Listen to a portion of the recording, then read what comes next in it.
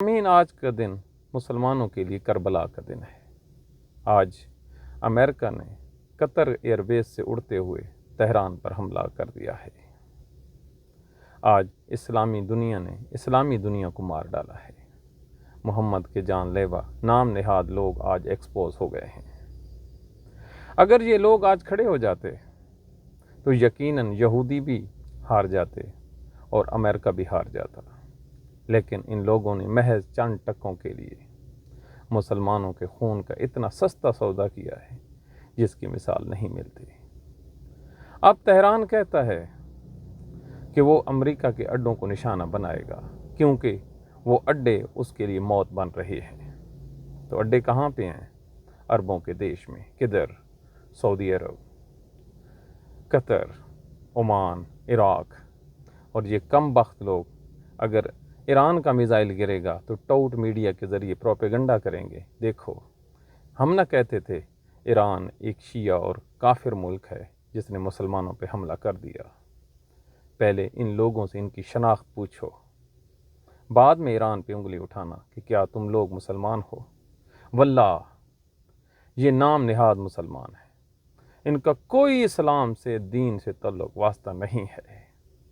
کیا حضرت عمر، حضرت ابوبکر کے ماننے والے ایسا کرتے کہ وہ اپنے ہی جتنا ہی اختلاف کیوں نہ ہو ان کو مارنے کے لیے اڈے فراہم کرتے، ان کو خوراک دیتے، وہاں سے ناشتہ اور ڈنر کر کے امریکن فوجی اڑتے اور مسلمان کے بچیوں کے چیتھڑے اڑا دیتے؟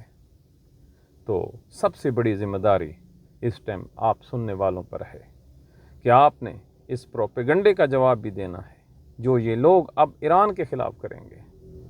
لیکن امریکہ کوئی خدا نہیں ہے۔ امریکہ جیسا تکبر ایک دفعہ قرآن کے مطابق فرعون نے بھی کیا تھا، اور موسیٰ جو خالی ہاتھ تھا اللہ تعالیٰ نے اس کو فتح دی تھی۔ ایران کے پاس تو اب بھی کچھ ہتھیار ہیں۔ یہ اسلامی ملک ایران کے ساتھ نہیں ہیں، یہ کھلا منافقت کر رہے ہیں، بلکہ منافقت عظیم کر رہے ہیں۔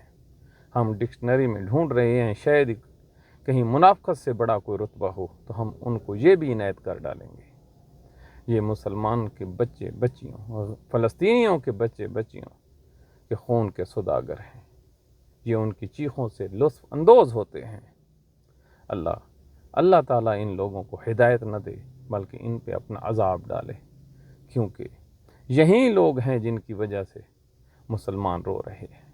آج کا دن ایرانیوں کے ساتھ کھڑے ہونے کا دن ہے۔ اپنی دعاؤں میں یاد رکھیے ایران کو کہ اللہ ان کو فتح دے۔ کیوں؟ جب بھی مشکل ٹائم آتا تھا میرا نبی دعا کرتا تھا، حضرت علی دعا کیا کرتے تھے، اصحابہ کرام دعا کیا کرتے، اے اللہ فتح دے۔ تو پھر فتح ہتھیاروں سے نہیں بلکہ دعاؤں سے آتی ہے۔ اللہ تعالیٰ مسلمانوں کو زندگی دے۔